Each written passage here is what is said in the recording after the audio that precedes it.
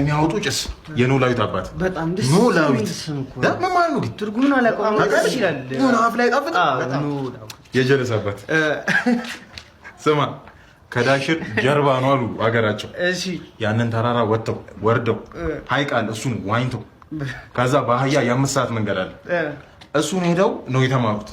ልክ አገር ቀይሮ እዚህ አልፎላቸው ምናምን አግብተው አልወለዱ። ሲወልዱ ማን ቢሉት ጥሩ ነው ብዙ አየው ብዙ ቡዜ ምን ላድርግ በእኔ ስም እኮ መከራውን የገለጸው ችግሩን የገለጸብህ እንጂ አሁን አታስቀይረው ነገር አገር ምድሩ የሚያቀበ ቡዛ ነው ሁሉ ቡዜ ያራዳ ልጅ መቻንች ረግ የጀለስ አባት የደርግ ወታደር ነበር ታውቃለህ።